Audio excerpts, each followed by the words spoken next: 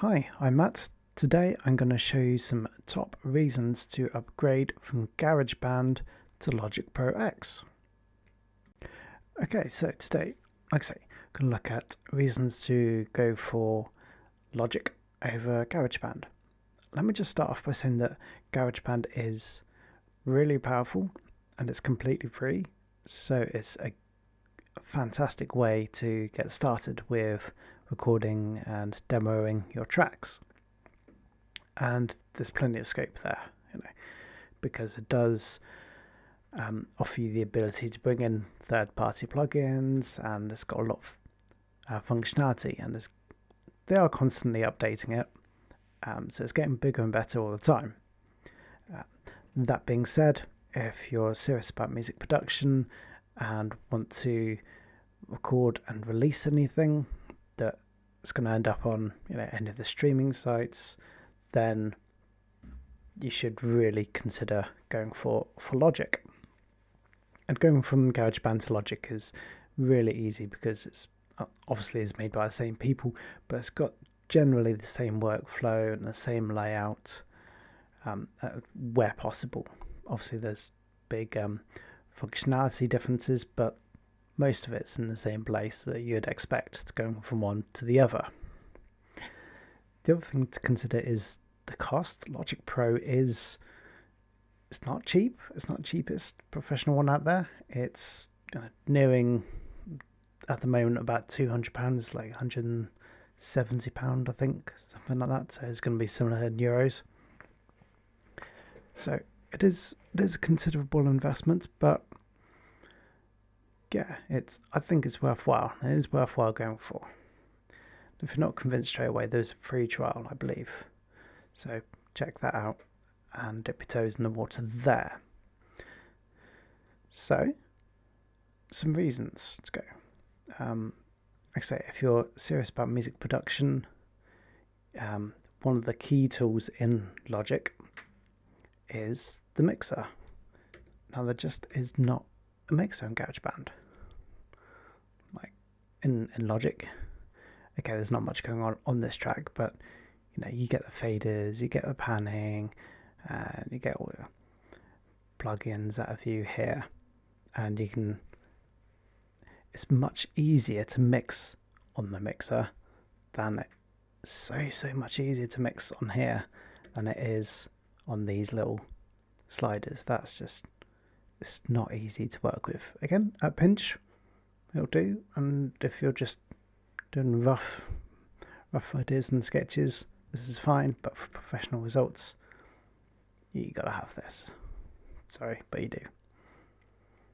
So next up is something which is really handy, which GarageBand doesn't have.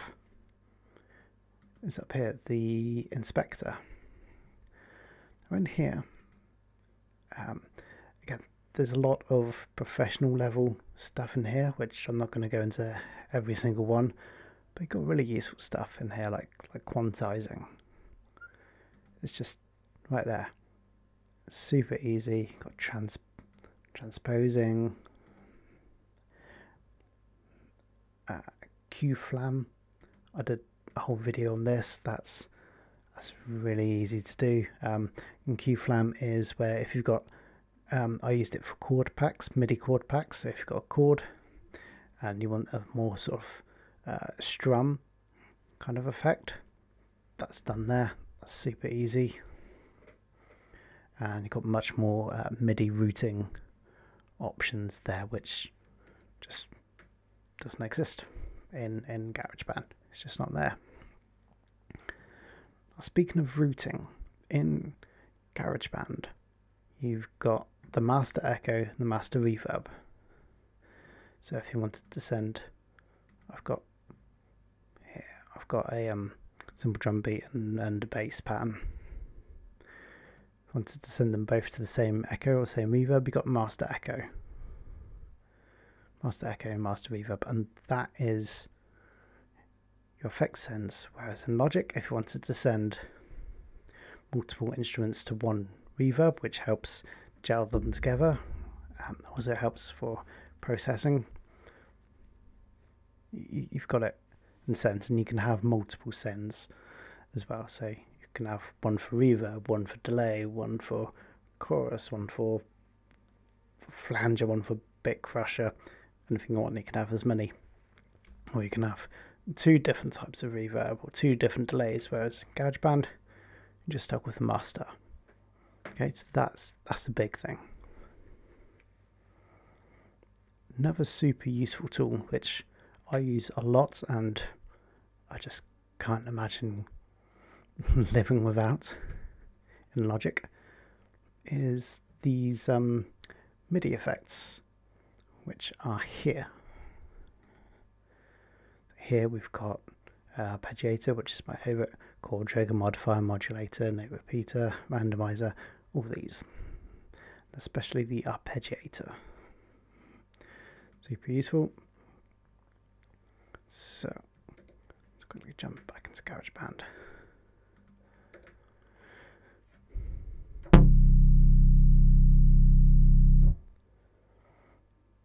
And then with it on.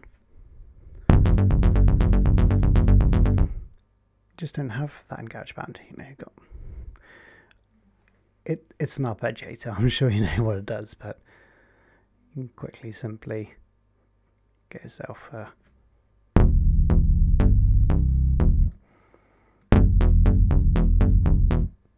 And from here you can also build out melody ideas and all sorts.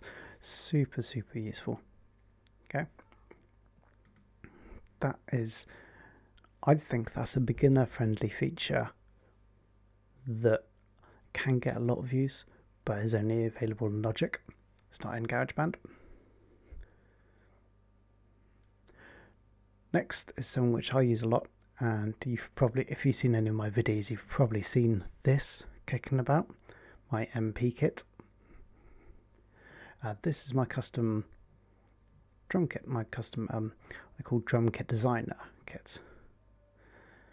And in here I've collected my favorite samples that I wanted to put together in one kit. So I've got a good sounding kick. So you might notice that some of these are from 909s, got a couple hi-hats, and a couple different sources, and you can blend them to build basically your dream kit. So I've got a quite 80s sounding reverb snare there, my good clap sound, which I think came from an 808, finger snaps, cowbell, wood block, and where's my door sound? Door. You can put all those into one kit. Again, this just does not, it's just not there in GarageBand. You just can't build your own kit. You could probably have to, you'd probably have to have a separate track for each one of those. You do still have multi-output here. Oh yeah, multi-output again, not in GarageBand. Deeper effects editing. So let me talk about effects. Jump back to GarageBand a second. Here, the main go-to reverb, Space Designer. This is Space Designer reverb in GarageBand. Jump back into Logic. This is Space Designer reverb in Logic. You see a difference? See how much more editing you can do and much more powerful that is. And same with compressors. That's the compressor. That's the same compressor but in Logic. You see. That being said, you know, if you're doing just basic rough demos in GarageBand, you probably don't need to worry too much about compressors. You might just find a nice easy preset. The presets are there, but you probably don't want to do too much tweaking. That's just not what GarageBand is for. but it is there. And the final thing, which has saved me many times and is super useful, is flex pitch. And this is basically their built-in, I don't know, Melodyne or auto-tune. So if we bring in a sample. This is the love. This is.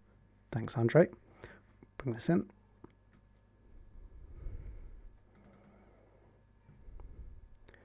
Turn on flex. So we've got flex time, which, as the name suggests, gets in time, which GarageBand does have a basic version of. You can edit time stretching to get it perfectly in sync, but obviously much more powerful in Logic. But flex pitch is not in GarageBand. So this is their, like I say, their auto tune, so we can play about with the notes on this piano roll. This is the love. This is the love. This is the love. This is the love. This is this is the love. This is a lot of fun. But there you go. That's flex pitch. So there's a good handful of reasons why you'd go for Logic over GarageBand. Oh, another one is mastering and output. Like I say, if you're gonna be releasing your songs and putting them up on the streaming sites, you're going to get much higher quality product from Logic. GarageBand just can't output the sort of high quality that you'd need for professional sounding songs. The file quality you just won't be able to get it from GarageBand like you can in Logic. So that being said, GarageBand, great for sketching out ideas, but if you want to do release worthy stuff, you've got to jump up to Logic, really, I think. And those are some of the reasons why I chose Logic over GarageBand, and I did get started in GarageBand. But there's some of the reasons why I looked at Logic.